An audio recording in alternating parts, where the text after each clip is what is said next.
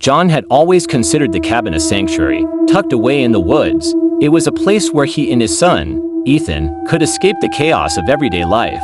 But tonight, something felt different. The air was heavy, and the trees outside seemed darker, as though the forest itself was watching them. After dinner, Ethan sat on the floor, playing with his toys while John stared into the flickering fire. "Dad, do you think the woods are haunted?"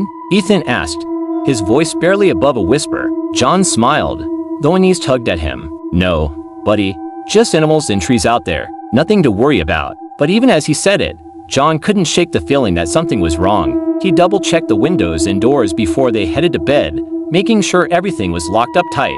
Still, sleep didn't come easy. John awoke to the sound of Ethan screaming. His heart seized as he rushed to his son's room. The window was wide open, and Ethan was gone. Panic surged through John as he rushed to the window. His breath caught in his throat when he saw a figure dragging Ethan into the woods. It was tall and naturally thin, and its skin glowed a faint, sickly blue. Without thinking, John climbed out of the window and sprinted into the forest after them. Branches tore at his skin, and his lungs burned, but he wouldn't stop. He couldn't. Ethan's cries grew fainter, disappearing into the blackness of the trees. John pushed through the underbrush until he stumbled into a clearing. There, standing over Ethan's limp body, was the Blue Man. Its gaunt face twisted into a grotesque smile as John approached. "You can't have him," John shouted, his voice breaking. The Blue Man tilted its head, its voice low and raspy.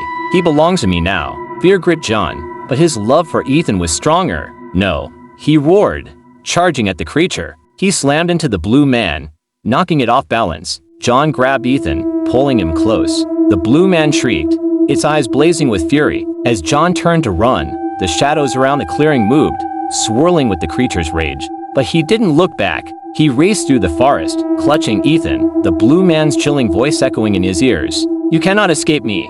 John burst through the trees and into the clearing where the cabin stood. He slammed the door shut behind him, collapsing to the floor with Ethan in his arms. His chest heaved as he listened for any sound, but the night was still. The forest, though ominous, was silent once again. Ethan stirred in his arms, his eyes fluttering open. "Dad," John let out a shaky breath, stroking his son's hair. "I'm here.